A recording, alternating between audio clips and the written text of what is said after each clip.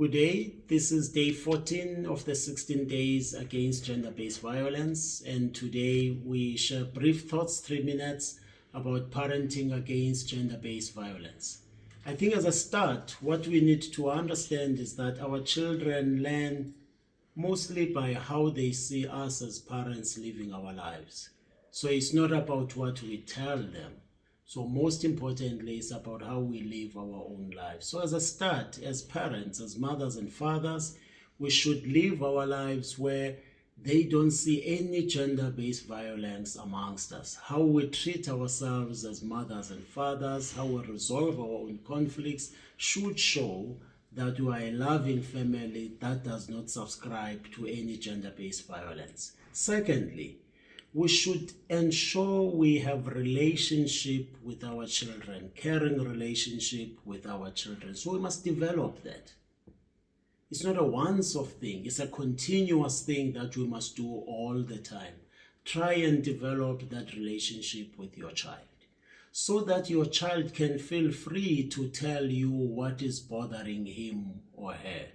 You will never know if there is any gender-based violence being happening against your child unless you have a relationship with your child, where your child will find it easy to tell you what's going on. So let's work on building those relationships with our children, caring relationships. Secondly, let's be aware of our children's behavior. Let's make it important that all the time we are able to ask what is happening with you. We should be able to notice changes in our children's behaviors. And when we are aware of the behaviors of our children, we should then be able to come and talk to them, give them a comfort space where they can be able to share that which bothers them. So creating that means we must be able to respond.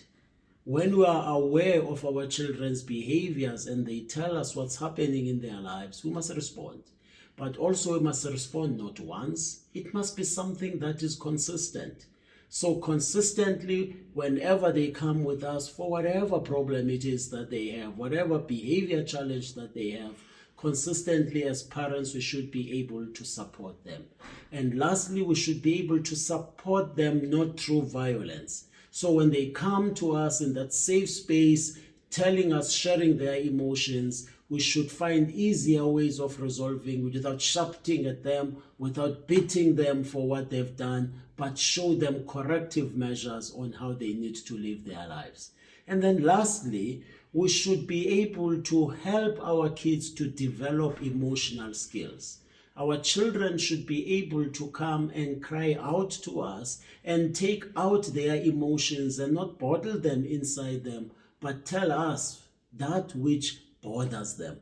Because if we don't help them develop emotional skills to be able to understand what's going on, share it easier with us, share it easier with their friends without resorting to violence, we would never be able to help them. Gender-based violence is something that is happening. And if you don't have a relationship with your child, even when it is happening against your child, it might be difficult for your child to talk to you and share with you what's happening. So it's a relationship that we build, and that must be consistent, that must be supportive, that must be there, and they must find a safe space with us. And lastly, parents, we must preach, we must practice what we preach. We must make sure in our own lives and how we live as mothers and fathers, there is absolutely no gender-based violence tolerated, accepted, practiced in our homes. May the good Lord be with us all as we try and lead our children as parents. Amen.